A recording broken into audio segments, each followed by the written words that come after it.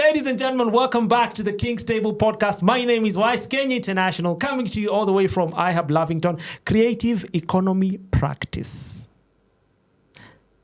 Mnanielewa? Today, we have an amazing guest. Okay, we have our co-host here. Wacha nisimruke msemi ho ho ho. The one and only Mr. Njogure with 3 E's. Njogure, 3 E's. Let me not say the ladies' man, but a servant leader in the making. The person who is called out is an amazing guy. He's a people's person.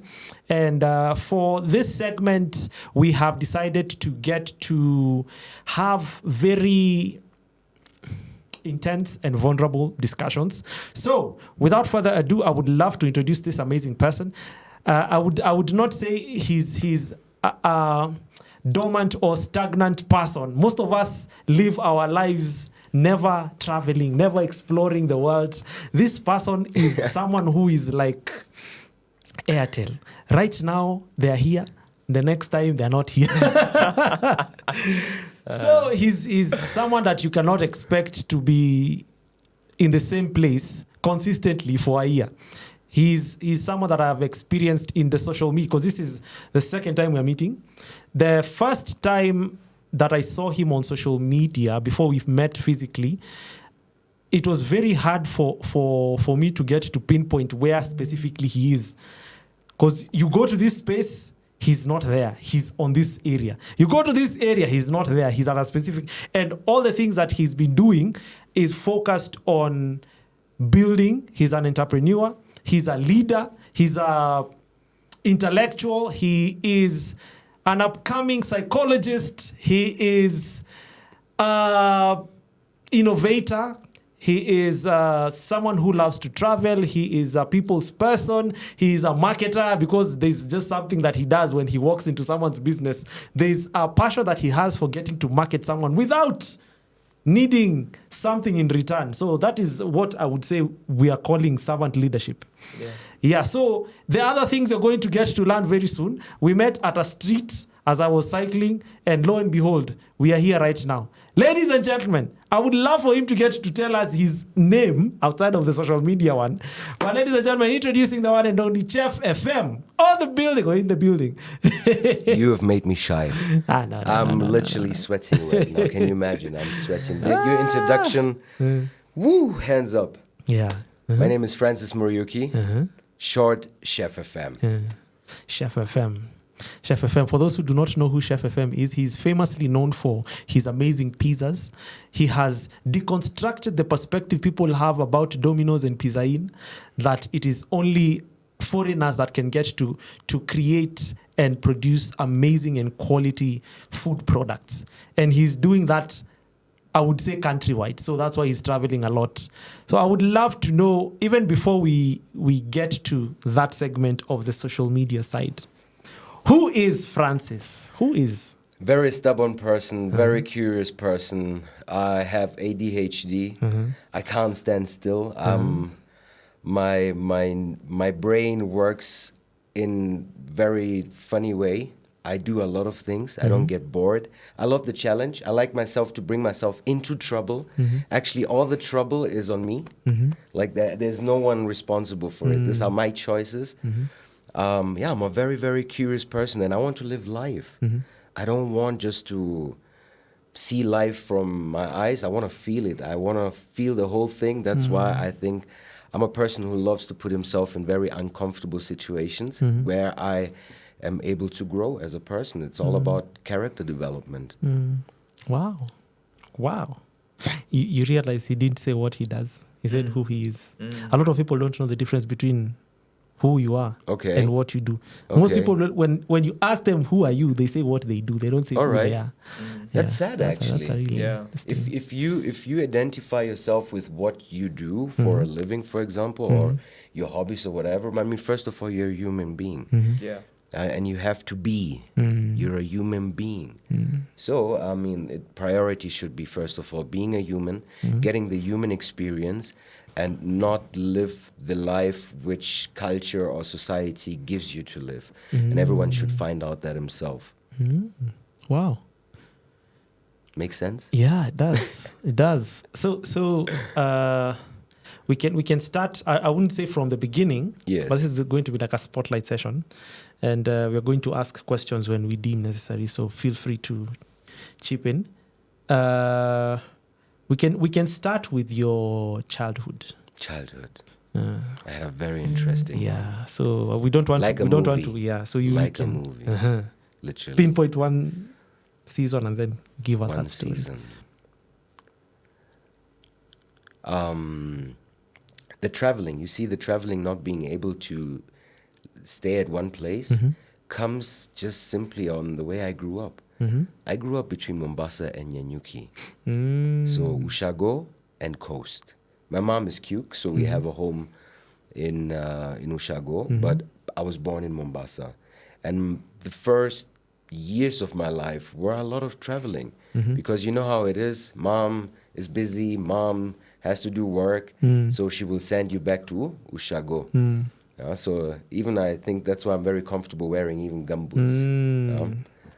Going to Ushago, going to Mombasa has made me feel like it's an adventurous life. So for me personally, I think the Kenyan dream for me personally is to travel anything between Mombasa and Nyanyuki.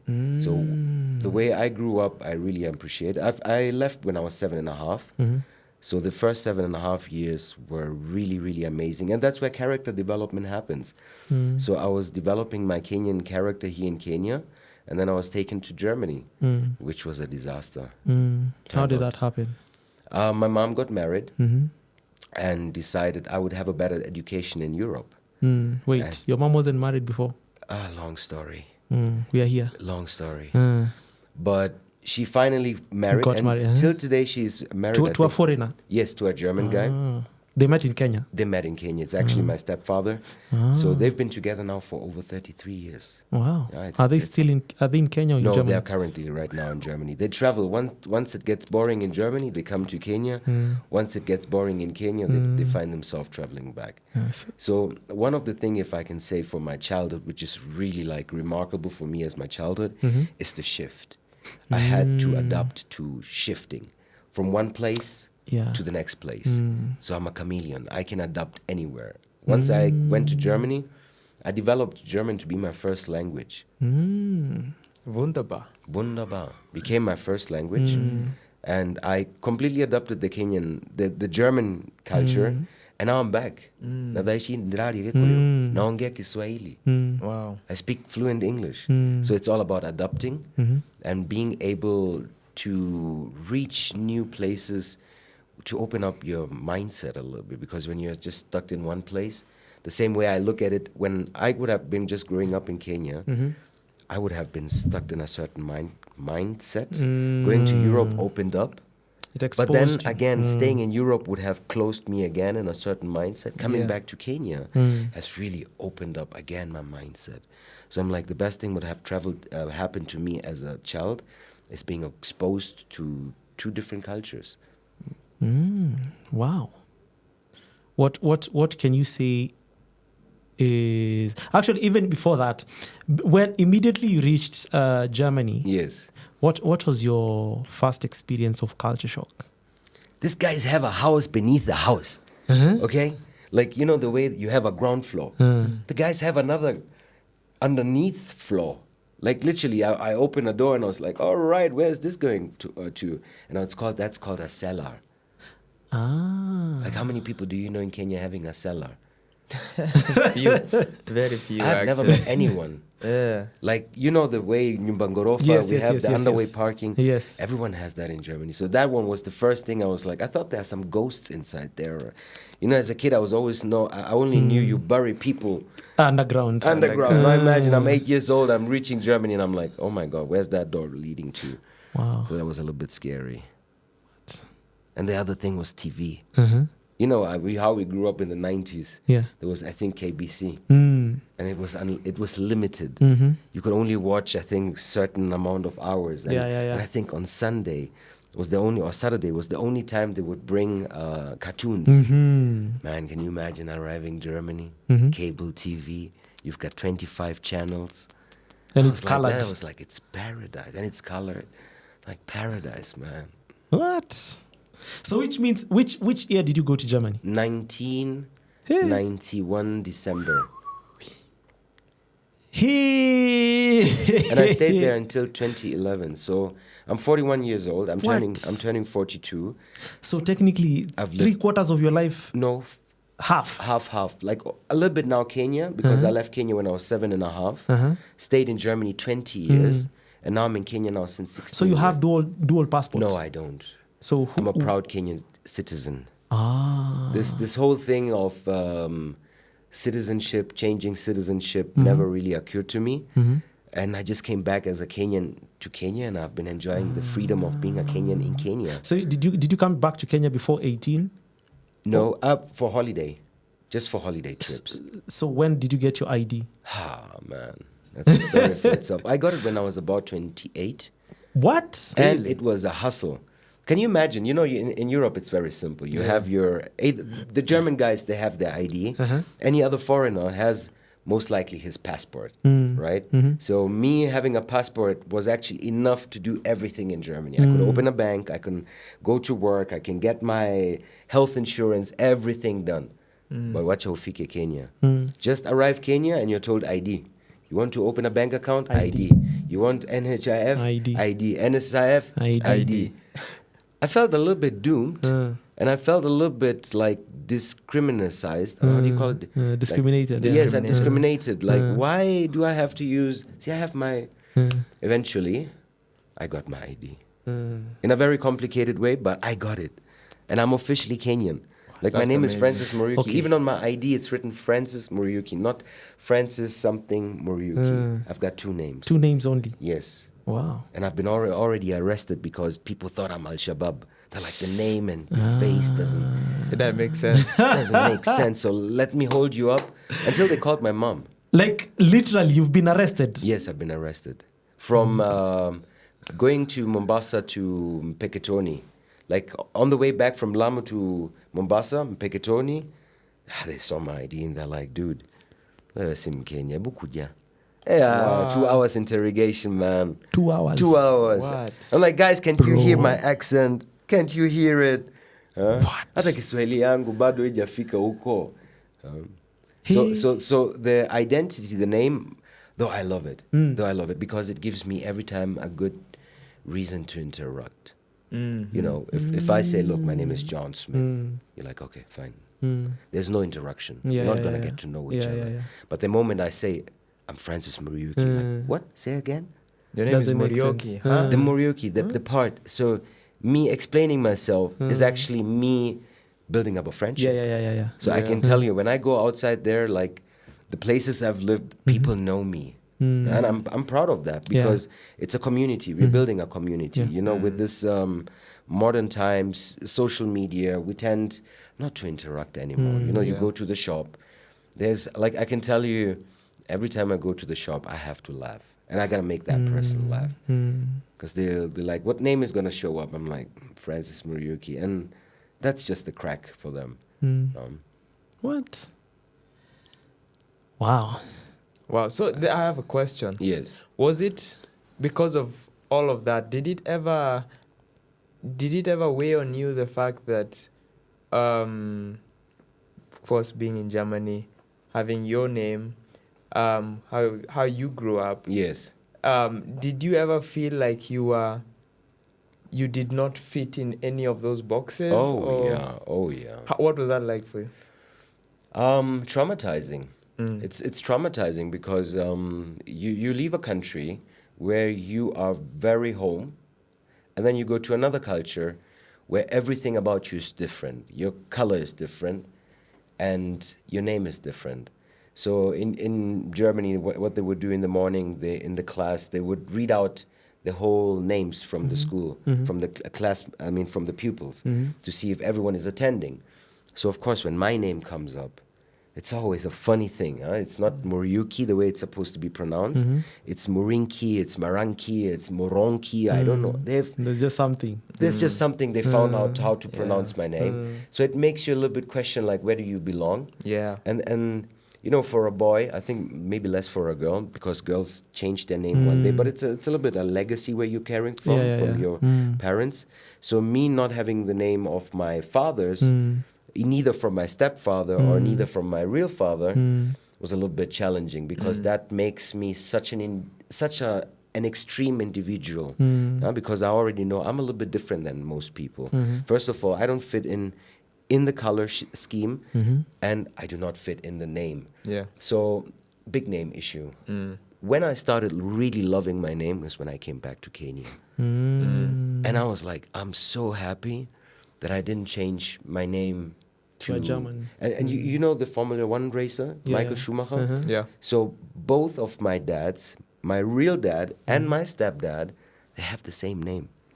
Wait, your real dad was Schumacher. also German? Yeah, I'm half Swiss. What? By the way, I'm half Swiss. You're half Swiss. Yes, half German Swiss, from the German part of Swiss. Okay? Yes. What? And my mom is Kikuyu. And my stepdad is German. So I grew up in German. Yeah. Yeah, so the culture which Wow. and the language which goes a lot through me is German. Less Swiss, more German. Yeah. Complicated, but now I'm adding it up with Kikuyu. Yeah. So when somebody asks me where are you from, I love to say I'm just from the world, man. I'm just a world person. I'm just walking around just the way like you. You know, this differentiation of you are this, you are that makes us not be friends. Yes, yes, that's true. Because people like sticking to their own. Yeah. Wow. Wow. You know, I'm just looking at you and hearing you speak, and I'm just thinking how, you know, we are so self-conscious about who we are and how Yes. people view us. And I mean, just your own, how you've been brought up until right now, the cards haven't been easy. They haven't dealt you the right cards, one would say. But you just seem to have embraced all of that, and you said, this is who I am and this is what I do. And that's whatever happened to me or how I was born or where I grew up, it's not going to affect how I'm going to live my life right now, which I think is really amazing. And I think that's what we all need, actually, in terms of just what we were speaking about earlier, identity. Yeah. Like, we get to choose. Once we know ourselves, we get to choose how we live our life. No one should dictate how we should live our lives except ourselves. So, which I think that's really amazing. Absolutely. I Yeah. think there is no other choice. Like if you really want to have, I mean, a lot of people are striving for the most unnecessary stuffs. Like if I tell you one of my targets is just to go to sleep peacefully. Like how long do you take to sleep? How long does it take you? To sleep? Like, how long I actually sleep? Or No. How long does it take you until you fall asleep? Oh, maybe an hour. An hour. Yeah. From the moment you decide to sleep. Yeah, it gives me like an hour before I actually fall asleep. Okay, before I answer you. And what about you? Me, I'm another. I'm just. This guy, let me tell you, this guy, you will be talking, you know that you enter bed and then you're chatting a bit, And then 5-10 kumbe unaongea minutes. peke yako. Yes. Huyu Okay. jamaa ameniacha There's hanging, so many but then- videos that people have recorded me. People are talking me. I'm gone. Imagine that tells 2 me much seconds. about you two guys. Okay? Yeah. Like, before I even tell you, why does it take you an hour? And why does it take you only 10 minutes? I don't know. Even 10 is a lot. Or even 5? Even I don't is know. a lot. Yeah, I just. Actually, I've never asked Can we myself that agree question. that if you don't take long to sleep, it's a sign of quality of life? It's a high quality of life. Because if you go to bed and you're taking 1 hour to turn left, to turn right, left, right, you're being disturbed. You're not doing what you're supposed to do. It's not what you wished for. There's something disturbing you. Okay, Yeah. so I look at people who sleep well as really wealthy people. That's where wealth starts. Okay? In the sleep. Yeah, it means. I mean, look at it. We are organic. Yes. We are organic. We are not machines. We are not a computer where you switch on, off. It's not that. We're not a car where you put fuel and you drive 24 hours. We are organic beings. Yes. So that means we need to rest. Okay? Yeah. Imagine you have a nice phone. Imagine your phone is not charging properly. Do you have a good phone? Yes or no? Can you use that phone the whole day? No. So it starts with your sleep. It starts with your peace of mind, being able to just say, look, I understand the world is cruel, the world is not nice, there's a lot of challenges, and not everything is optimal to the way it's supposed to be. Yeah. But it's okay, let me just sleep tonight Yeah. and recover. You need recover. Yeah. Your body needs recover. Mm. And if you don't recover properly, then it doesn't matter if you have 1 billion shilling in your account. Yeah. It doesn't matter Yeah. because it's two separate entities. Yeah. Actually, there are two stories that I've seen on YouTube. Two extremes. One person is a billionaire. The other person was working in these drive-throughs, like think something like McDonald's. Yeah. So a Black American Yes. lady. So I think she was working for like 4 days without sleep, like 24.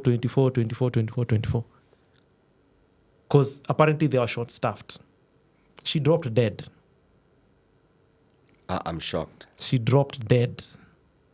And then there's another recent one also of the same situation, but now I think she fainted, and then she was taken to hospital, and then the next thing she was fired, and then there was an uproar on the internet Yes. saying, why are they allowing such one person to work all these days without rest? Mm. And the next thing they do is that the company fires the staff instead of even helping her and acknowledging that she was doing something amazing. So it was really daunting from the context of understanding if you're not rested, like sometimes people feel like or think that the only repercussion would be you'd be tired and all that. But if you don't know your body, you don't know the risks that you're putting yourself in. The same thing also for this billionaire. And there are so many millionaires, comedians and actors that have spoken about. There's a time Kevin Hart spoke about he was sleeping for 3 or 2 hours, or sometimes even an hour, 30 minutes for so many days when they were planning on shooting. And that is how much you want it. If you really, really want it, that's what you should look up to. Like sleeping for an hour or 30 minutes instead of sleeping the way a regular human being is supposed to sleep. There's a billionaire who did the same thing, but now he ended up with a lot of autoimmune diseases, which he didn't know where they came from, because he thought, like most of the times when you get a disease, you look at your family history. So the Yes. family history doesn't have that. So he's wondering, wait, they told him that your lifestyle is what has led to this. You not sleeping enough times, having so much wealth, but you're constantly thinking of who will steal it. So you're not sleeping well. Yes. You're staying awake. We've had situations even in Wendo, in Nakuru, the campsite I was telling you about. Yes. Mm. There's a time where there was a prevalence of theft. Yes. There were people with insomnia. People are not sleeping. Guy. People are taking shifts because you're wondering now who will come and steal what next. You remember? Yes. So you realize, and I'm sure for us who are not the stewards, owners, some of us would sleep well. But you can imagine the people who are actually stewards or even the managers for that place. Some people would be like, okay, if we don't capture these people, we might be looked at as suspects. You see, so that overthinking and constant grappling with yourself brings us to that space where we can't even rest. Or even if you sleep, you wake up tired. There's some science to sleep. There is, and I hope everyone will take it like really internally and try to do it. So 9:30 to 5 o'clock in the morning, Yeah. that's where your biological body is able to regenerate the most. Okay, meaning your cells and all that, that's where they are regenerated. Your body heals itself. We can actually heal ourselves, but we don't let the body heal ourselves. So when you asked me at the beginning, so who am I? I wanted to say I'm an eater. Yeah? Before I say I'm a chef, I would say I'm an eater. Okay, I love food. I eat. That I have to cook is logical. I'm not a deer who can eat the grass. I have to take that zucchini and cut it and fry it. It's just that maybe I do it a little bit more precise than most people. That's where I become a chef. But otherwise, I'm an eater. So you need to go empty stomached to sleep. What time do you eat last? What is the last time you eat in a day? Let's say maybe 7. Dinner, supper, maybe like 7:30 p.m.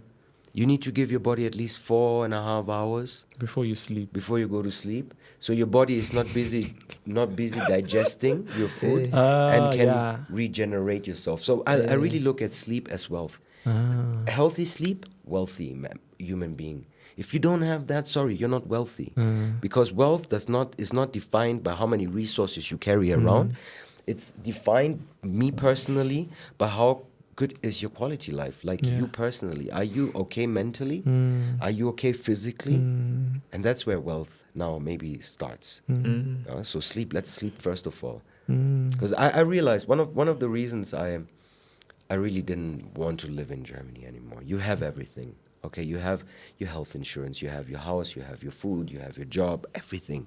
But you don't have peace of mind. Why? You're How so? competing with your neighbor. We are a competing nation. So your neighbor drives a BMW 5 Series, you're like, damn, I've got a 3 Series. Consumption, we are constantly consuming. It's a constant rat race. There's no relaxation. The moment where I said, look, I'm tired of the rat race is when I watched a documentary regarding native people in the world, like those really native people who have been not in touch with social modern humanity. They're off the grid, kind of. Guys, do you know how much hours they spend for survival in a day? Mm-hmm. Like now hunting, cooking, cleaning, and you know how many hours? Mm-mm. What do you guess? Like during the day. Yeah. We spent in Europe about 8 to 9 or 10 hours. In Kenya, it's even 12 hours. A normal 13 shift. actually. Thank you. In Kenya, a 13-hour shift is just kawaida. So what do you think native people, native tribes, South America, how long do they spend in a day from the 24 hours they have? How many hours do they have really to work for their survival? Much, maybe less, like, I don't know. Give it a number. 5, 4. What do you say? Okay, because what I'm looking at, I'm not sure. Yes. But what I'm thinking about, if I'm putting myself in that position, it's not like the meat, because most of them were hunting animals. So it's not like the meat is readily available. So they need to hunt. Yes. So they need to go where the animal is. But take it an average. Say an average. Maybe 7. You're so wrong. It's just 2 hours a day. How? Because that's all they need in life. 2 They hours. just- 2 hours to wait. hunt, No, kill. 2 hours. They use average 2 hours in a day to make sure the existence keeps living. To secure their existence, they spend about 2 hours in average for their life, meaning hunting, cleaning, cooking, doing. See, there's a community. Maybe today they hunted 3 hours. Okay, tomorrow they will just hunt 1 hour because they get. So I'm yeah, just they saying need to average. get- 2 the hours. average. Once I understood that, Okay. I became lazy. And being lazy is absolutely okay. Yeah. It's nothing bad. I'm just making sure my energy is not being wasted. So it's 2 hours. Once I understood that, I was like, wait a minute. So I go all these hours to work that I can drive a BMW. And that BMW is going to make sure I don't walk. And if I don't walk, my muscles are going to get weak. Yes. And if my muscles get weak, I'm going to die early. What kind of rat race is that? What kind of stupid rat race is that? Where you're trying to get more for you to have less life. Does it make sense? So we're competing to live less. We are Basically. we are distracting ourselves. Like we are a destructive. I think in the first time of human history, we have a human race which is self-destructing itself. The whole foods we are eating, the clothes we are wearing, dude, I'm getting paranoid. I'm getting paranoid about the dangers which are outside there, which are human created, not nature created. Yeah. Wow. Yeah, I think one of the things, as you were speaking, I was just thinking of from the perspective of we are living to die. Oh man, we exist to die, and we're born by chance. We have to go guaranteed, but can we try in between to make it as useful as possible. If imagine you get a right now, I give you a nice S-Class, 30 million shillings. Bro, you'll be spending 2 hours just to polish that car every day, checking if the tire pressure is okay, if the oil pressure is okay. When you go to the fuel station, you'll even taste it if there's water or not. You will make sure the car is Perfect. But what about us? No, How we much time? don't. How much time do you spend on He yourself? says, hey, you don't service ourselves. Yeah, we've lost a little bit touch to our true nature. What's the solution? That's my opinion. What's the solution? Get aware. Everyone is on his own. Try to raise your awareness. Get conscious. There's something that someone was saying. I don't know your perspective about it in regards to the only way we can break free from the rat race that we're living in right now is, first of all, individual self-awareness. Then after that is creating a community of people who are self-aware. Because as much as you are self-aware, you cannot exist in a vacuum. So what the person was saying is from the context of, for instance, if let's say we want to escape the rat race. Yes. That means you have to be self-sustaining. That means you have to be able to make your own food, like grow your own food. If it's refining, whatever it is, if it's animals, and then after that, water, not relying on the government, and then if it's electricity or energy, relying on natural resources. And then as a community, you help each other grow. And this is one of the examples. This guy here is homeschooled. Didn't go You're through homeschooled? the same. Yeah, he's I was homeschooled. homeschooled. Oh, Yes. wow. That's Yeah. I've never met anyone who's been homeschooled. Lo and Jogu, nice behold. to meet you. That's why you're so interesting. Yeah. Oh, thanks. Thank That you. guy is really interesting. Yeah. Thanks, thank you. So his perspective of Yeah. life is quite different from people who've gone Most. through 844 and CBC. Okay. Yeah, because that hands-on educative system and experience that he's had is very different from ours. Can I break in? Yeah. I asked AI the other day. Mm-hmm. So if money was not a problem, and I'm a parent of kids, what kind of education should I give my kids? Congrats. Oh, thank you. Homeschooling. It said Thank you. homeschooling. Yes. It was is actually, yeah. It was talking about hiring retired professors from university. Number one. The teacher who's doing you homeschooling should be a retired professor. Wow. Then you have stuff like there was no part like go to school. Like it was all homeschooling. Yes. It was about theory at home, practical outside. You go once in a while Aberdairs, Yes. and then you make sure 2-3 months in a year you travel around the world. That's the education, not this sitting in class and. But please continue. Yeah. So. Wow, you guys are making me blush. No, you got it. I was You just- tasted. yeah. You tasted what we were supposed to get, but the system didn't allow it. Yeah, and I have seen, I think both of us in that campsite where we are hopefully going to invite you very soon, we have seen a different perspective. Okay, he from the privilege of being homeschooled, because there's a community that they have, Okay. homeschoolers. So when I was volunteering in that campsite, I got to experience now the homeschoolers, because they would meet in that campsite now.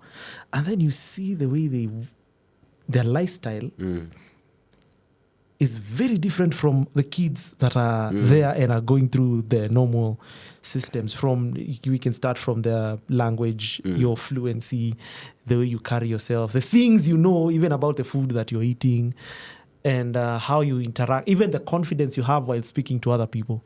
It's very different. And one of the things I think I was telling some guys when we were in that campsite is, I think we should take it as a high priority to make sure that we homeschool our kids. Because one of the things that we're also speaking about right now in different spaces is the fact that education is a necessity, but schooling is not. Because there's a false narrative about schooling that people are also coming to the understanding of right now, that school is never meant to free your mind. No, it kills your creativity. Yeah. Yeah. It kills absolutely your Absolutely. creativity. Instead of focusing on what the individual is really having talents in. We try to push one narrative to a monkey, to a fish, to an elephant. Like, you guys climb the tree. Like, that doesn't work like that. So we need to understand, where does the education come from? Like the modern education, what was their intention? Of course, they wanted to have workers who could work, okay? And of course, education has been there since long time. As we say, the first university was in Timbuktu in Mali. They started teaching, but it was for the rich, for the wealthy, for the real open-minded people. Education was not for everyone. And there's a psychologist I follow, and I hope I'm quoting right, from Jordan Peterson. What he says is, what you really need to teach your children is to write, to read, mathematics basics. Okay, who needs to understand the complicated stuff? One plus minus, that's what you need to survive. And then, most important, speech. Once you can give that to your child, and you give him also the interest of learning, you're good to go. Reading, writing, mathematics, basic, speech, and interest of learning. You have educated your child more than enough. And somebody else said the other day, education is not for you to like know everything. No, education just gives you the opportunity to make better life decisions. Because yes, illiteracy, if maybe somebody was just reaching until study 5 or study 6, you will see illiteracy brings issues in making sometimes the right life choices. So we don't have to go overdrive and send our kids to, I think, Form 5, Form 6, I don't know what, do this, do... No, let the kid find out what they want. And AI said, never push your kids to the university. If they want to go, they go. But if they don't have interest, they don't need to. And I think that's one thing that my parents, actually, they told me, you don't need to go if that's what you don't want to do. But you see, that's what my parents said. But then the pressure around me, all my friends are going to university. And then now that starts to look like the cool thing. Like, then I'm the odd one out. I'm like, okay. So whenever we meet, I'm silent in conversations because I don't know stories are hostel, stories as cats. I have no idea about those things, so I end up being the quiet one. But then when you find, I'm not bragging, but when we are in conversations and we talk, and when it comes to independent thinking and sharing one's opinion and the interest to, even whenever a certain topic is being discussed, to go deeper to the root of what that topic is, I seem to be the only one who's interested. So let's say, for example, with I'll use the Instagram thing, like NGC. For example, a certain post comes about, and the headline is usually on top, then you see a picture and like a video. So then that is being posted around, nini. But then I'm like, okay, why is that thing being posted? Who are those people? Why are they posting? It seems I'm the only one who seems to ask those questions. But then you see it's because of the background of being institutionalized to consume what has been given. So the post has been posted. I see it. It's interesting. I share it. I see. It's very consumerism. It's big on consumerism, which is now what kills that creativity and individuality, which is interesting. Yeah, there's something that's in the first chapter of the book that I'm launching there. There's like a quote there. Which I saw in a movie actually. There's is it Doctor Who? No, it's not Doctor Who. It's a series about a doctor that limps. I've forgotten the name. But there's this time that there's an autistic child that is that needs to take medicine and is in the theater, and he's throwing a tantrum, and the nurses don't know how to administer the medicine. Doctors surround the kid is screaming, so they don't understand what's going on.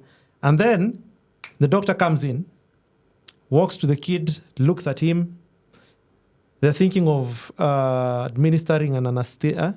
Is it anesthesia? Mm. Yeah, to sedate the kid. Then the doctor comes. Doctor takes like a little pinch of the medicine, takes it and then licks it. And then the kid sees it, and then they administer, as in the kid accepts it immediately. So what he was saying is monkey see, monkey do. Oh, yeah. Yeah. Is that House? Yes. Yeah, Dr. House. Yes. I was trying to Yes, figure Dr. out. House. Yeah. I was about You've to say seen it. Dr. Yeah, Fire. yeah. Yes. Yeah. So monkey see, monkey do. That Yes. phrase is actually psychological. Oh, yeah. Yeah. So what the masses see, a lot of people doing, they do it subconsciously without even asking or questioning why you're doing it. And that thing is prevalent in children and people who are not self-aware. Can I try to add a little bit of psychology into that? I've been watching a video where it was explaining how we deal with shame and guilt. Remember how I was explaining you, if you do Yes, something yes, yes. weird to the tribe, what will the tribe do? It will kick you out. If the tribe kicks you out back then, 10,000 years ago, that's your death. That's your death penalty. So it's so deeply anchored into us that we don't want to lose touch to the group. We Yeah. want to stay connected to the group. Like 100% sure, I'm alone, my chances of survival are 0. But at least if we are the 3 of us going hunting and gathering, we will survive. Yeah. Right? So you can imagine, here you have a group of 20 people and they're behaving really awkwardly, okay?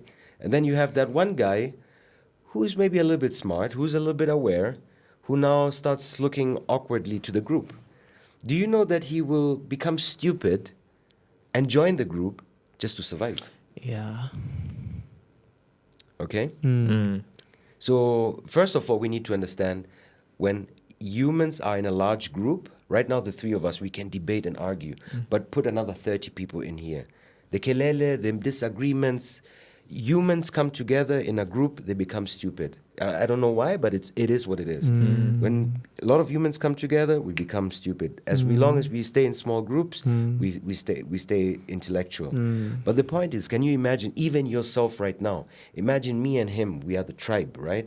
And we are starting walking around with one leg. You look at us and say, what's wrong with you? But if we look at you and say, what's wrong with you? You will know that we are about to cast you out. Yeah. So you better join. Yeah, that's you better true. join the group. You better join the tribe. Start walking with one leg. Yeah. So, like for example, when I started training, becoming as a chef, my boss told me, Francis, can you stop swimming against the stream? And I was like, what do you mean?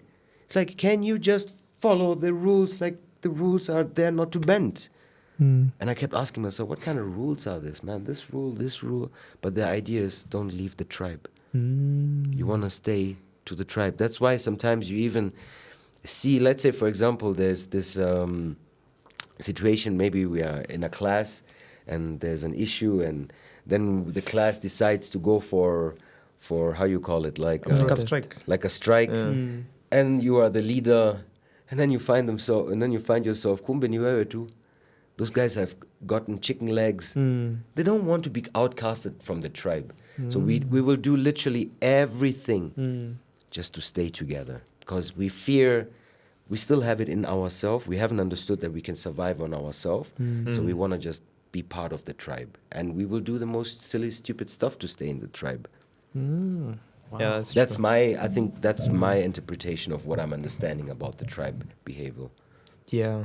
I think there are a lot of experiments that have been done to also corroborate what you said. Like you're in an interview, I'm sure you've seen such videos. You're in an interview, you come and then as you walk in, 3 seconds in, people stand. Then people sit. Yeah. Then people Yeah. stand. Yeah. So when you're there, you're seated, you're looking at people are standing, they're sitting, they're standing. At some point, you're also standing and you don't know why. And then you sit, and then you stand, and then so you wonder, okay. And when you look at it, it's not that you're stupid, but there's just something that has been switched. And I think most of us can't pass that threshold of risking getting out by asking a question, why? Why are we doing it? Even when the majority We want to be individuals, but we know that we get outcasted. Once you do something different, dude, just remember, about your life. Every time you want to do something different, people are like, you're That's going- been me of you're- my life. You're going off the norm. Like, what's your experience? Like just what I was saying about education, being homeschooled also, that puts me in a very unique position. Am I choosing not to go to university to get a degree? Am I even choosing to put locks? So that puts me in a very interesting space. So then now it's being different then becomes, there's a way in which if you've been alone for so long, then you start to, what you're saying, adapting.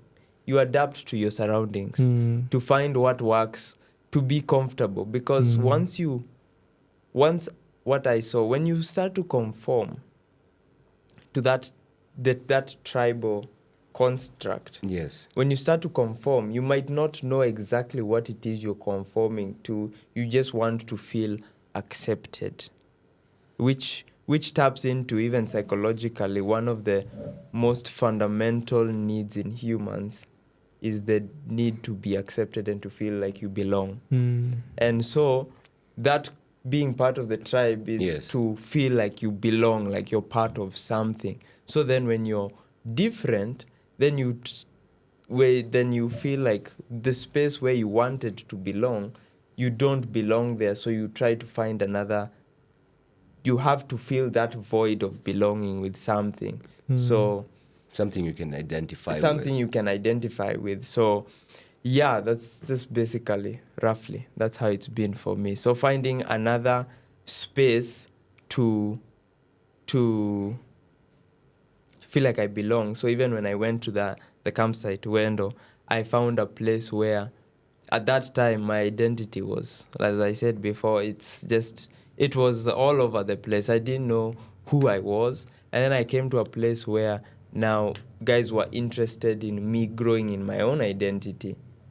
But then also I became so attached to that place that I didn't want to leave that place, because I feel like this is where people really know me and people really care about me. So even now coming back out here to continue with life became a struggle, because then I would need to come out and be different again.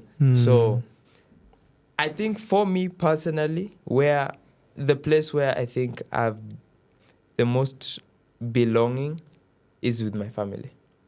My family, there's a saying that goes, those who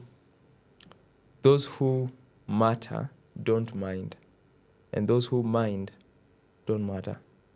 So my family are the ones who are willing to put up with whatever crazy shenanigans I would say I want to do or be, and that's where I feel most safe. So for me, even with all of everything that went in my life at the time, growing up, becoming an adult, the one group of people who remained constant were my family, because they allowed me to, they didn't alienate me. Yeah. Which I guess also speaks to that whole thing. Yeah. I can feel his energy is very, very, very composed, and he knows what he wants to say. And I think those are positive side effects from homeschooling. Yeah, Yeah. Like he definitely. takes very much, even when you hear him speaking, while he is speaking, he is thinking very, yes. it opens up, I think, your mind. And, Yeah, it does. and having It really family does. behind you, being able to support you, I mean, fantastic. Some have it, some don't have it. Yeah. You know, like for me, it's the opposite. I'm alone, man. I am literally alone, and I'm okay with it. But somebody got to be the black sheep, right? So for me, I'm the black sheep, and I'm the one actually cutting out what we say in Africa. We like calling it generational curse, which is nothing more than just I'm stopping the traumatization in my family. Like I've said no. I'm not going to continue giving that to my kids. Yeah. And while I'm being alone, I'm actually building up a community. The way we met the other day, and I said, "Damn, you're very sharp. You're very like-minded." You know, so that can become an extension to our family. Yeah. Having the right people around. Yes, that's very important. Yeah, definitely. I think this is quite interesting life story. Okay, I've heard it a number of times, but it's like every single time you speak about it, it's like you're hearing it again for the first time. Yeah. Yeah. So I think I'm the same with you from the context of the black sheep. He's already had it a lot of times. Yeah, but it's coming from the context of understanding. The only way for you to stop something from coming to your next generation, let's say if you want to have children, is for you to separate yourself. And that was one of the hardest things that I had to do. Because it's like, at one point, my identity was my mom. At another point, my identity was Wendo. And then I had to ask myself, actually it wasn't me, I felt like something just asked me, who are you outside of all of these people? Like, if they died today, would you die with them? Like, would your personality die with them? Why is it that when someone speaks a specific statement, it makes you cringe? Why is it that when someone says something positive or negative, it's like it's putting you on the edge? Why do they have so much power against you just with their words? What gives them that right? And it's not even them, it's you. You have identified yourself with them. And it might be from the context of backgrounds, it might be from the context of how we've been raised. But now it has to reach to that point of detaching, which is one of the hardest things, especially for men. One of the hardest things for men to do is for you to understand who you are. Wow. Because even governments don't advocate for men understanding who they are. Very true. Because when you understand who you are, the family structure is stable. When you understand who you are, traumas will not be pushed to the next generation. When you understand who you are, creativity flourishes. Yes. Because imagine if you have a father I can give you an example, which is also in my book. There's like this wall, like we have 2 bedrooms. Not we, they have. They have a 3-bedroom house. So one was for me and my bro. My bro is a musician called Ochiko. Okay. Yeah. So, and then I have 2 sisters. So it was me and my bro, and then my sisters were in another room. So there's this time when I came and then I drew, like you see these Red Bull guys, cyclists, they were doing stunts. So this guy, there's this pic that I saw, and it was animated of a guy on an off-road bike. So I drew it. Okay, that time I didn't have wall. Yes, I didn't have painting, so I used crayons On the wall. on the wall. Hallelujah. Like 2 packets of crayons. It was beautiful. We were sitting there with my bro. We were like, wow, this thing turned looks out nice. And then the good thing is we hadn't yet plastered, like it wasn't this soft. Okay. So it was still rough. So when you've painted or when you've drawn something that it looks realistic. Nice. Creative, man. Hey, and then this time my dad walks in the room and then finds it there. The scolding I got. I was told, get this thing out. Vuta hizi vitu zote hapa. What are they doing there? What is this thing you're drawing here? That's wrong parenting, So now, man. at one point, I was like, okay, so obviously I tried to reason with them, but they didn't want to hear. So I took it off. And then later on, I was like, I think it also affected how I actually even viewed art to a specific point. And then also coming to schooling also. I studied in a school called Jamhuri High School. Okay. It's in Ngara here. So when I got into this Form 1, there's a point in time where you have to choose the subjects. I think when you're entering Form 2. Mi sijui. Okay, najua ujui. Sasa ndio maana nakuelezea. Unaona sasa? Okay. Soma sasa. Yes. Soma system. When you're starting Form 1, there are like 12 or 13 subjects depending on what the things that you're doing. It's really good conversation. This is a little bit Yes. also kind of like therapy. I feel like I can't run away. You know, you ask that question and we better answer the question. Yeah. It's not like I'm not going to tell you, let's talk about it later. Yeah. Like, no, let's We talk must about talk it. about it now. Yeah. So now you see, So continue. schooling has also a very huge effect on how people express themselves. Yes. Because if you meet a teacher in the wrong mental state, they can ruin your whole life. You tell me. They That's can ruin your whole life. Because I got into the school, had a bunch of drawings. Because that's the audition, or is it interview? So went to the teacher. They saw I was actually the best. Drawing using pens and pencils. And then the teacher saw the drawings, took them to the staff room. The other teachers were like, wow, this is amazing. The teacher refused. The teacher refused for me to get into the sessions. They were like, oh, sawa, oh, you don't need this. But there was a lot of things that they were learning and skills also, because like woodwork was in art. There was like pottery, like metalwork, like using art itself. You're taking me back to my school, right? Yeah. So now you can imagine all of these things just because someone was not in the right mental state. Yes. Shifts your whole life and how you view it. Now, unless you bring yourself back to detach from that experience, Yes. and give yourself that room of trying something and also failing. Another experience is the community where we were in. Unajua unakumbuka. The time when I drew, there's something that I drew, and it was considered, actually some people were saying it's demonic. Oh, to that some thing. point, yes. That painting. Yeah, some I've people are seen saying it's demonic. Because, okay, but the main point is a lot of people are very quick to bring people down, especially when they see you have something that they don't. I will explain. Yes. And if you're not sensitive to understand that they are speaking from insecurities, Oh, yeah. it is already said it. very projecting, yeah. easy for you to take what they're saying and make it your identity. True.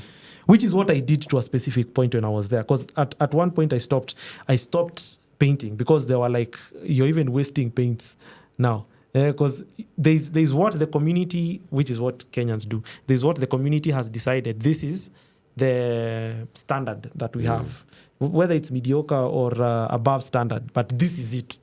When you bring this, it has to be compared with this. People don't understand that people are different. And even especially when we speak about art, food, music, you can't start comparing artists. There's a sentence, you can't discuss taste. You can't discuss about taste.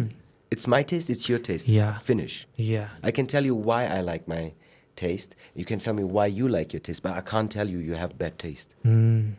Because that's prevalent to me. Yes. That's how I'm experiencing Absolutely. it. Yeah, and one of the things I think I am grateful even for meeting this guy is to see his perspective of life, and also like just seeing the difference. You know, sometimes when you're going through something and then you see someone else with a different perspective and they ask you a question. Yes. It's not coming from your perspective. So it's coming from their perspective, you see. So like, you see, like both of us have experienced something opposite to him. So when something is happening and he asks a specific question, he's not coming from the background we are coming from. Yes. So the question is not based off of something else. It might be based off of his background and how he's experienced such a situation before.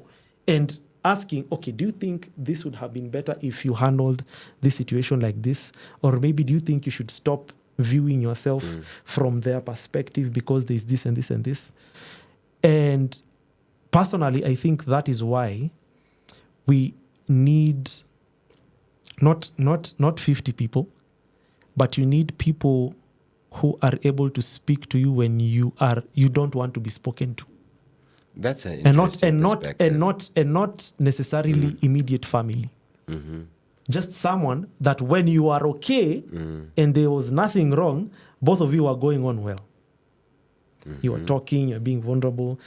When a hard season comes, you should have, even if it's one person, doesn't need to be 5, that can actually ask you those tough questions and say, okay, guy, there's this that is happening. There's this that is happening. You don't even need to be staying in the same place. You might even text them and ask them, because sometimes we live in a bubble. Yes. You don't see a reality that is outside of your perspective. So until you get someone else with another perspective that can shift or challenge the perspective that you have, you will always be thinking that you're living in the reality which is supposed to be your reality. But in real sense, you're living in a reality that has been imposed by people's opinions. People who have already forgotten that they told you something. And you know, the biggest question is, those people who actually generate opinions, how conscious are they? Yeah. Most times they're not even conscious. So one of the things I've come to understand, I was reading a book where it was explained, why are we envy? Like, being envious is part of human beings, okay? We are envious. And where does it come from? Envious stems from our insecurities, okay? Yeah. Our insecurities will make us really do stupid stuff, especially when we are not conscious about them. So, like, for example, I would go out. I went out the other night, not too long ago, 2-3 months. I visited a friend in Kilifi. I swear I'm alone. I'm not having any girl with me. I'm hanging out with my buddy. So, of course, you know, you're in a group, there people come, you speak. I had 3 altercations, 3 of them, which could have ended up in fights. And I didn't understand why. I was like, what is wrong with people? People are envious. Damn, they're envious about me. They're envious. And you can't do anything about it. You don't even know that people are envious about you and why. It can be your energy. It can be your nose. It can be your shirt. It can be something they would love to have, but are so insecure that they're able to get it. So they're insecure. Like, I might look now at him and say, nitakutusi kwa sababu za hizo rasta zako.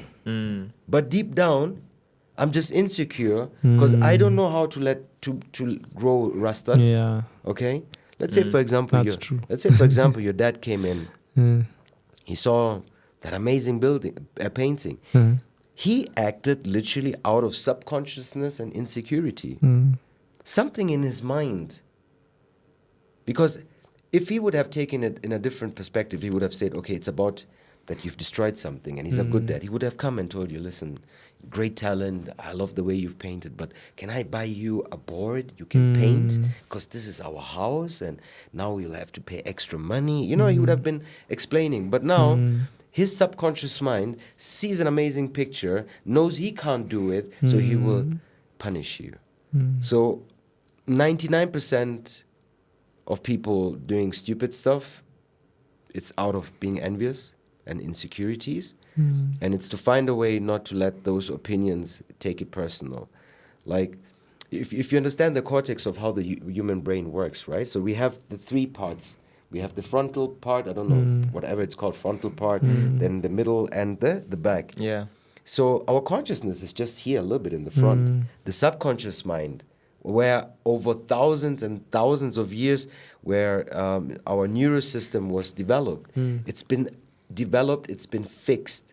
Our modern life has just started 50, 100 years ago. We can't even adopt to that. So most people are always talking about their insecurities. Like, I had to come to the point where I say, I'll forgive everyone in life.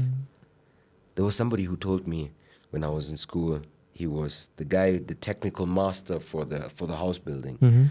And he would say in his deep Bavarian accent, like, you need to go back where you're from. And I'm like, yeah, now it makes sense. The guy was envious that he was stuck in Germany, could never go to a country where we have freedom. Look, Kenya is amazing.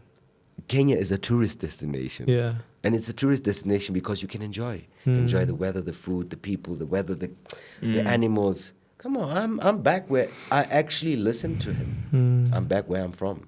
I'm living my best life. While Indeed. them are paying high rent, no quality life. It's a rat race. It's a bad rat race. I prefer, I'd rather be somebody living at the shores of Lake Victoria and fish and have that 1 tilapia a day and have my cassava, and that's it. Wow. All right. Do you have another question before we get into now the actual thing? No. Yeah. I think for me, I not really a question. No. I'm good. All right. Look how humble he is. Ah. He thought he had a question. Uh-huh. He had a question, but then he thought about it and said, "I'll ask later." He will formulate it in a different way, so it's gonna be deeper. Nice. Oh my God. Could that be? Oh my gosh. Yes. Huh? Could that be? Could that be? Or you really don't know? Who knows? We'll see. How humble, We'll how see. Uh, We'll see. Time will tell. I love that. I love that. So now coming into Chef FM, Yes. why food? When did it start? Why did it start? It started with the time I remember there was a big plate and there was some cabbage and meat and there was some ugali. And I swear I managed to be the last one to eat the best parts. Like, I remember that people were eating slow and I was just indulged in this amazing cabbage and meat and ugali. It just made me happy. And I think that's the time I realized I'm an eater. I'm an eater. Food for me gives me pleasure beyond explanation. Good food. Yeah. So that's how I think it all started. Getting the appetite, being a foodie, always being overweight. My mom used to really literally stop me from eating. For real? Yeah. She would say like, kijana sasa hapo tosheka sasa. Mom, bado. No, I'm a foodie, man. I love food. My tongue, I don't know if we can say this in this podcast, but I'll try to explain it that it's not, you never know, some kids are watching. But our senses, we have different senses. Like when we get intimate with the other gender, we have senses. As well as we have senses on our tongue when we eat. The same experience somebody experiences with another gender, people like me, I experience that with my tongue. I eat food, in my mind, it explodes. I see colors, it's just magical. Wow. I'm a foodie. Right now, right now my mate inaanguka because I talked to a mama ya kibanda pale. Hapa nje hapa. Yeah, ugali was not ready. So she told me by 1 o'clock the ugali will be ready. She has fish and some nice kienyeji mboga just around the corner here, man. Hey, guy. So Hiyo ndio form. so mi nakuanga ule anapenda kuku. Kukula. It's part of us. We have to do it. But can we do it right? So it didn't take me long to make a decision to become a chef. I've always loved cooking for my friends, for myself. When my parents would leave me with my brother like for 4 weeks in Germany while they're going to Kenya for a holiday trip, we would fix our food ourselves. So I had to make a decision to become a chef within a couple of minutes. Like if I explain you, like I had messed up school. I was a little bit difficult. I dropped out after Form 5. I was supposed to add Form 6. I was doing economy high school. Then a friend of mine was like, hey, you want to become a chef? I'm like, dude, I've got 10 reasons to become a chef. I've never gonna go hungry at work. Can save money, don't have to cook food at home. I'll never be jobless. At that time, I was reading a book called 1984. Have you heard about it? I've heard of it. Read that book, 1984. Very interesting book. It made me decide that I'm going to choose a job which AI and robots can never take away from me. Already when I was at that age, 19 years old, 1994, the book, I read it when I was 16, explained that we're going to have robotic and AI in future. And that's what's happening right now. And when everyone is talking about, oh, I'm losing my job, I'm like, Chef FM is not losing any job. I create jobs. There's no way AI or robotics going to take over the food the way we do it as humans. So I had lots of points to say I'm going to become a chef. I had one night to decide. From one offer, the offer came in, I think, at 8 o'clock in the evening, 8 p.m. And by 10 p.m., I had made the decision. I'm going to become a chef. Wow. So just started then. It was on a Friday. On Monday, I started the course. So you went to like a culinary school? In Europe, it's a dual system. You go and work in a hotel. You get a contract with the hotel.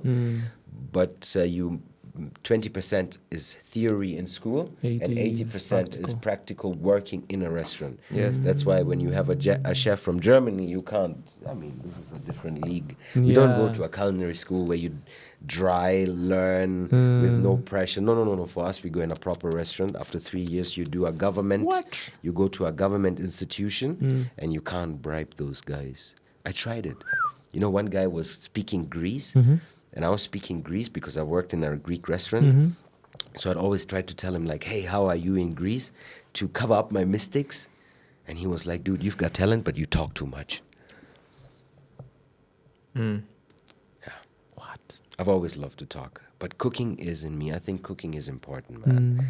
If one of the skills I think my kids should have is know how to cook good food. I have a friend of mine, he was satisfied with ugali and smoky. Yeah, you're looking. Ugali and smoky. Yeah, that was for him the meal he could fix himself, like literally. Ugali and Or smoky. ugali and boiled eggs, man. You're looking at him, you're like, do you know how much nutrition you're giving yourself there? People are not conscious. Like, people are not. We've really moved away from our true purpose. Okay, our true purpose is first of all to survive in this world, and if we can, let's do it in style. Okay, we have everything what we need. We have all the information's there. Let's not be ignorant about it. Let's grab the information and eat better. So, for me, like if you ask me, I'm a chef. I'm like, no, it's not that I'm a chef. I'm a human being who loves to eat, and I want to be conscious about it, what I'm eating, and I just like the better food. I don't want to eat it just like Larifari. No, I want to make it nice. So, food is me. You are what you eat, right? Yes. Imagine what junk you eat, then you're a junk. You eat. By the way, I'm going organic. Yeah, you told me. I'm stopping. Sorry, guys, no more pizza with chicken. Sorry, I'm not gonna do this anymore. It's gonna go vegetarian. I'm really tired of the meat industry, how meats are produced here.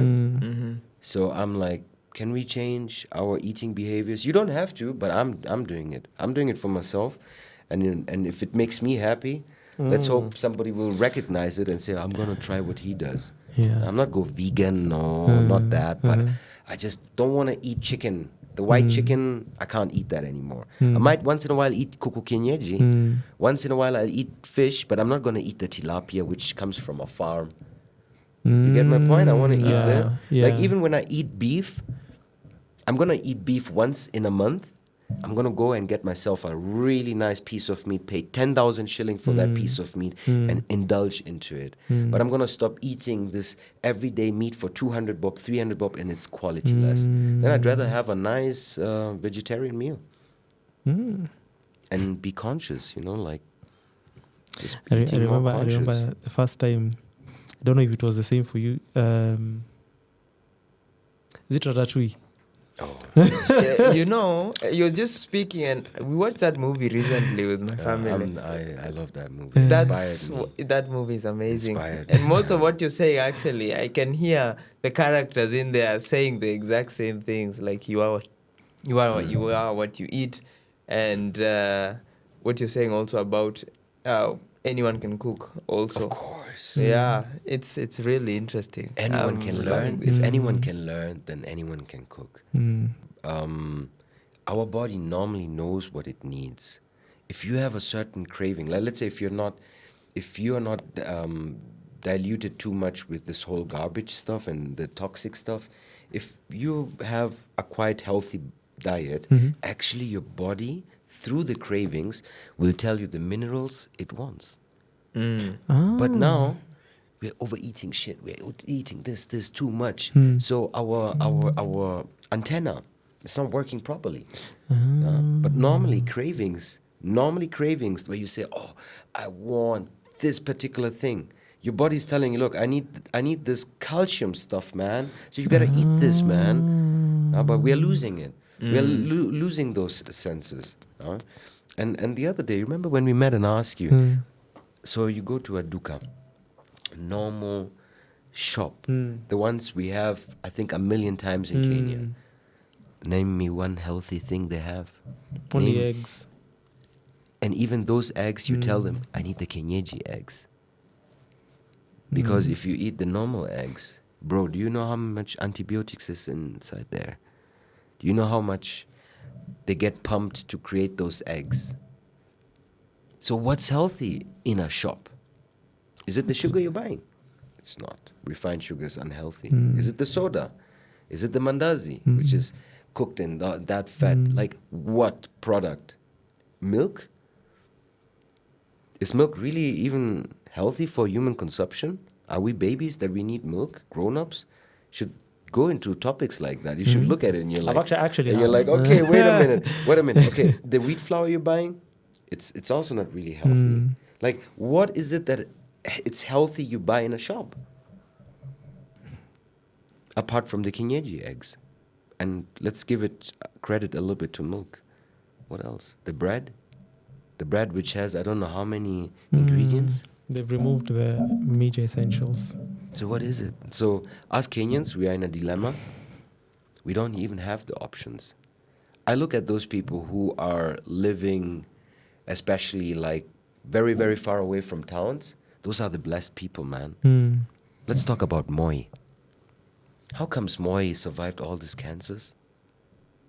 I heard the story. This guy was not eating food from Like he was the only taking supermarkets. greens He was taking greens, eating doma, guashe, and not even frying, like Yeah, cooking them. He cooking. was boiling them. My mom, the other day, she was like, "Oh, Griama people are so boring. Everything is boiled, boilo." Yeah, but look at Griama man, who's 70 years old, man. The guy has a better body shape than I have. So are we gonna go for the fancy mafuta fry, so we can ringa nyumbani? Hey, mimi niko na mafuta kufry, or to say, look, I'm a boring person. I love to be boring. My food is just boiled. Yeah, so I kind of feel this whole modernization, us trying to be fitting into the new world, is actually really disastrous. And I'm very, very, very lucky to be born in Africa, to get to understand that, wait, there's an alternative. If you imagine the foods I've eaten in Europe, man. I can't Can you imagine those foods? What types of food? Package. Oh, everything Everything is packaged. Package. I was watching yesterday a documentary, and they were showing about big kitchens where a lot of people eat in universities. Dude, everything is it's convenience food. It's convenience food. There's nothing more fresh. And there's a sentence I keep carrying to my heart, and it goes, if you have food in front of you, put your grandfather next to you and ask him, do you recognize that as food? If he doesn't recognize that as food, don't eat. So literally everything what has a package, your grandfather would say, that's not food. He would just recognize the sweet potato, the greens, the yams. Yeah, he would say that's food. So we need to change. We really need to change our food, the way we consume food. Like, if I have to identify myself, I'm an eater, and I want us to eat good food. I'm advocating for good food. When you say good food, you what do you mean? Good food where you understand something about the food, number one. You need to understand the food you're eating. Do you understand how it was made? Not just taking it from the shelf. Look at our kids. Our mothers, fathers, they wanna shut down that kid who's having cravings for chips and snacks. So what do they get? They get stuff if I really had to go down and explain you how that stuff is made, you would never touch it again. What you eat is what you are. And if you eat industrial food, become industrious. Industrial. yeah, I'd rather go to the organic farm and like I'm working very close with a company. I cannot announce it yet, but they are concentrating on getting all the organic produce from organic farmers. collecting it together and eventually offering it to Kenyans who want to have better food. Because if I think, let's talk about how many times do you eat cabbage, sukuma wiki, and spinach? Me, I rarely do I eat cabbage, Sukuma? but even skuma rarely. And Spinach spinach. and managu and terere and I love that mix. Sawa, now cut Yeah. away that spinach and just keep managu and terere and all that. Because the spinach, dawa. Eh, So imagine the tomatoes you're eating. mm, Like, can you not just grow a few tomatoes at your balcony? yeah, I've been thinking about that. There's something. Is it hydroponic farming? If I'm not wrong. Yeah, hydroponic, it's aquaponics. hydroponic. You could literally just try to avoid the mass production food. Like I'm understanding if we are looking, even our mental diseases stems from actually. food, man. Yeah. If you eat too much, even if you just eat too much food, I'm fasting. Right now, I swear I'm hungry. I can feel my stomach moving around. But I know right now it's eating my bad cells. Okay, it's eating my fat cells. It's finishing all the sugars I have in the body. So it's to become really a little bit more aware of what we are consuming. You'd never give your Mercedes S-Class just some random fuel from somewhere. You go and take it to the best Shell and Total, and you want that receipt. You want the guys to be dressed up. For your car, you will do it. What about your stomach? I woke up some week ago with some really bad cramps in my stomach. Really bad. I felt I'm dying, man. And you know where it came from? I had eaten so much wheat. Wheat. I don't eat no more wheat. I don't. If I do it, my own pizza, which is fermented. Unga ya ngano lazima ikue fermented. If it's not fermented, your stomach cannot properly digest it. Why? Because we have changed the GM, Normal. we have done it the GMO. Wheat wasn't such a high production plant. It used to be producing very little. It was a very tall plant, very few heads. But now in the 1930s, 1920s, 1940s, GMO, now the wheat is short and produces a lot. So we are not able to digest that anymore. And I promise you, stop eating wheat for a month and start eating wheat after that. Your body will reject it. That's actually interesting because also my mom also, she's on a health journey as well. She's looking at just trying to see, just to assess the things she's eating and how they affect her. So she decided to go on a fast for milk. Now you see, as Kenyans, if you're going on a fast for milk, it means no tea. You may to affect. Me going without tea. So Anyway. she's making sure you guys So all don't drink she tea. asked us. Okay. She didn't make us do it, but she asked us if we could help her. So I think we are almost done with the 2 months How do you of feel? no milk. That's funny. But you say that because when you go a while without taking something, then your body adjusts. Then you take it again. I think it was yesterday I had tea, and man, my body is reacting differently to the milk. Because you don't I'm have like- the enzymes to even digest the milk. Yeah, You don't have it. That's interesting. We don't have it as humans. It outgrows us as when we are babies. Human milk for human, cow milk for cows. But, some guys are making money out of it. Oh yeah, And we've been muzungunized.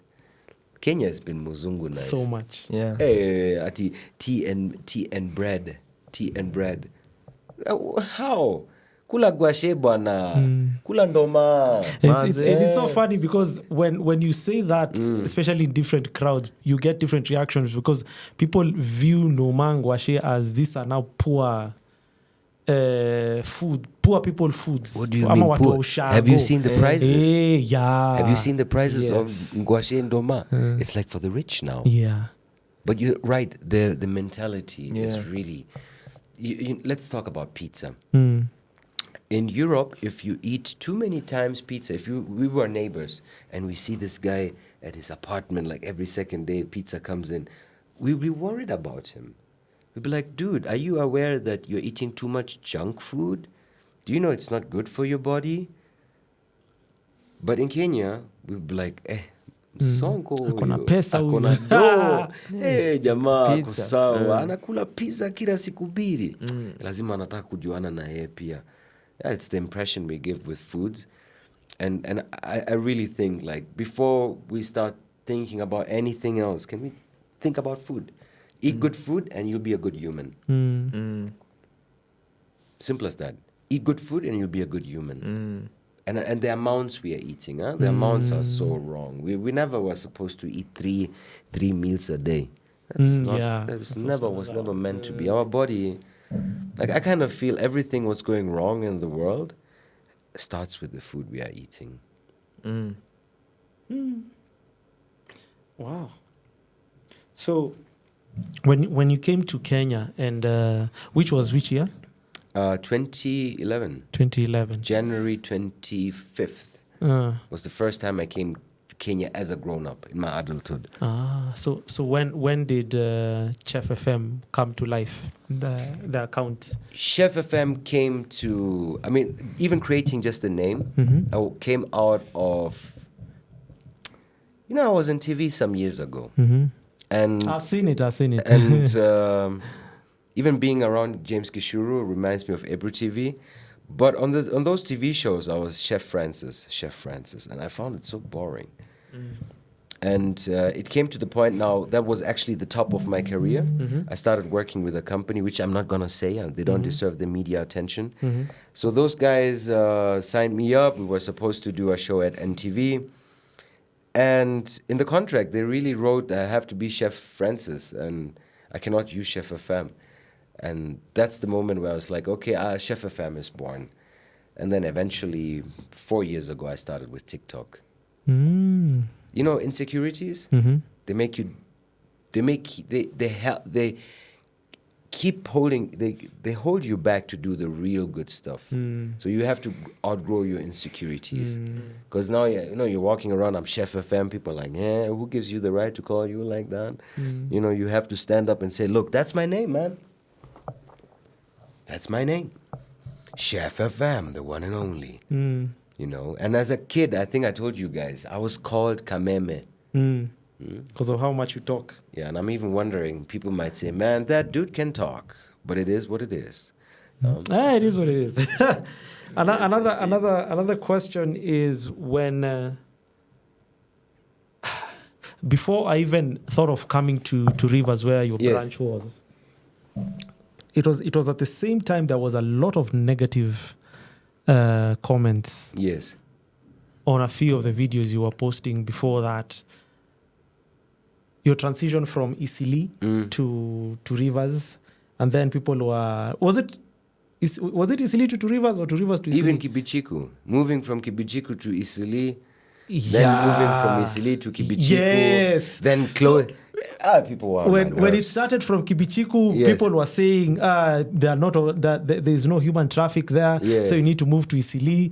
Then the next videos I saw was you're in Isili, and then people are saying there's high traffic there. And then at one point you're saying you've gotten a partnership with Two Rivers. Then you moved to Two Rivers.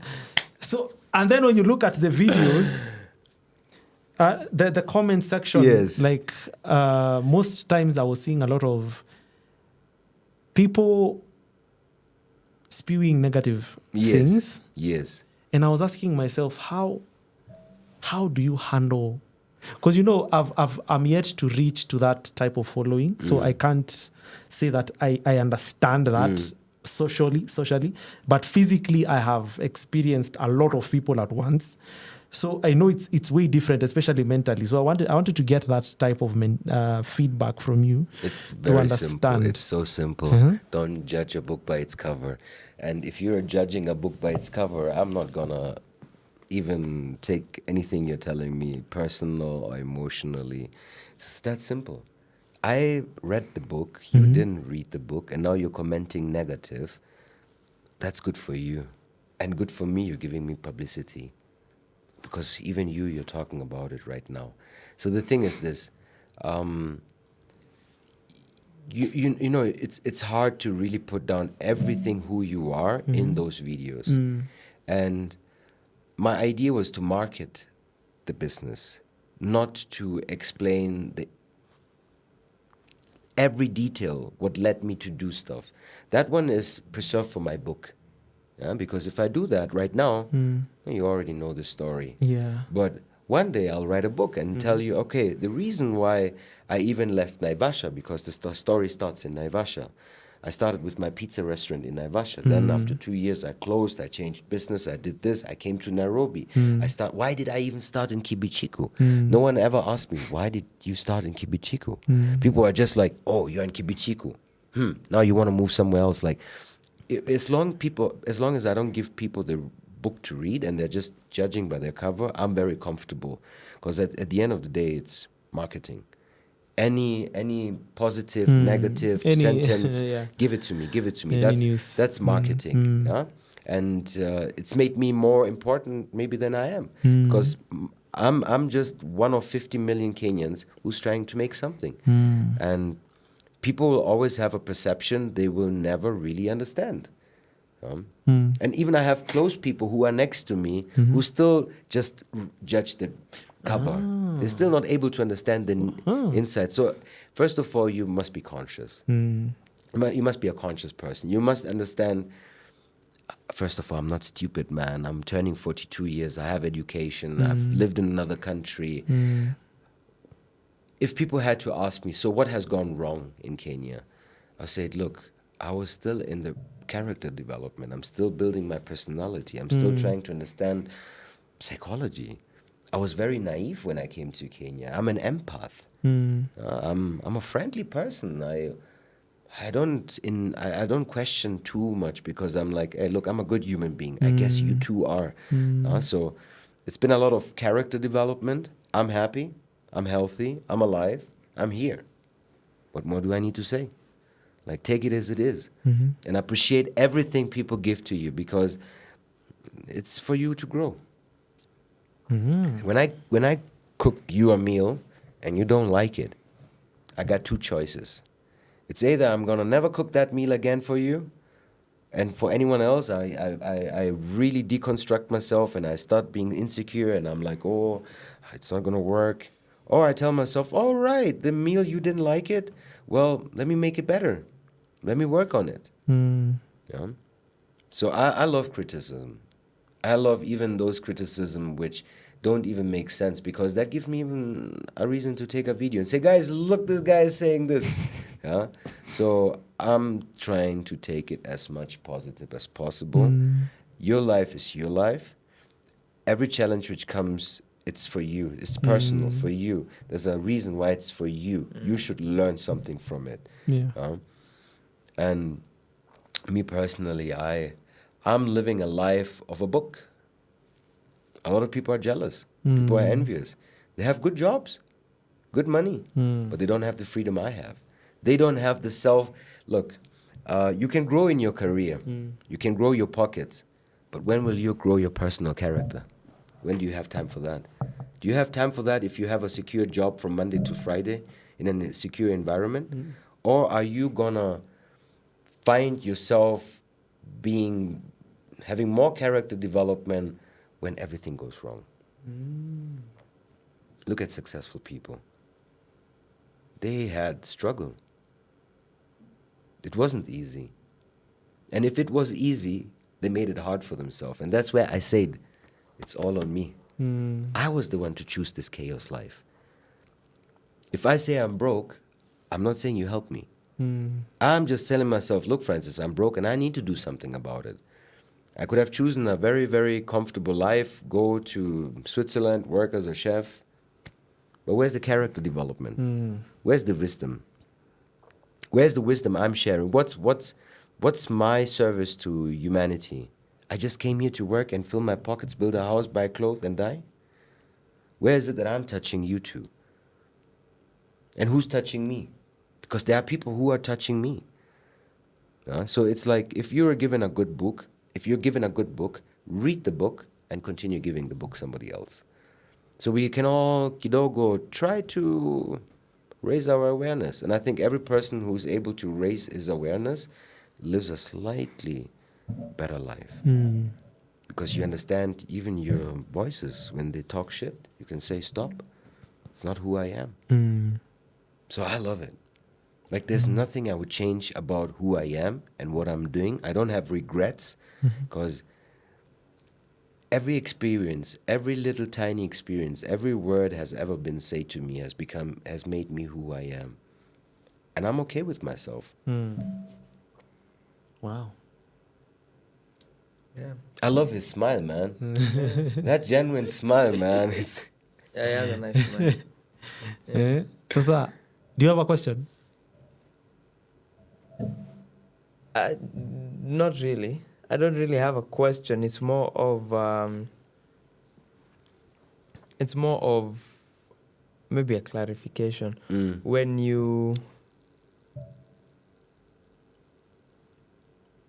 say the book, not judging a book by its cover, you're saying basically, is it an invitation to read the book? Like someone says they see this book, they judge the book by its cover. Is it okay? You can open the book and read it, or is it? Yeah, It's more like just wait until the book comes and then you will read it. Okay, so the And book until is not then, yet. just watch what's happening. Just enjoy the show. No? I haven't put down a book yet, okay? And I'm quite sure I will do it. I kind of feel my life, the way I've lived it, you see I'm mixed race, right? There's a lot of mixed race people outside there. They've been born in one country. They don't know the other part. Yeah. So I am just trying to live a life which is according to me, fits me, with my character, with my beliefs. And I hope I'm inspiring other people to say, hey, what he does, I can do that. Let's say, for example, in the mixed race place. When it comes to being an entrepreneur, I'm telling everyone, look, just do it, man. Like, I want to motivate you. I want to inspire you.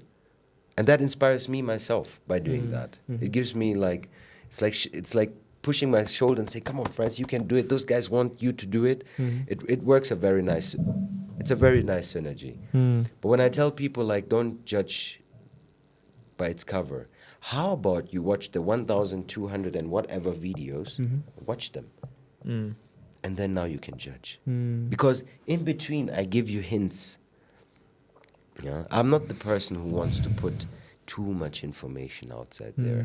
I also think sometimes it can be emotionally draining if you know every tiny bit of struggle I have.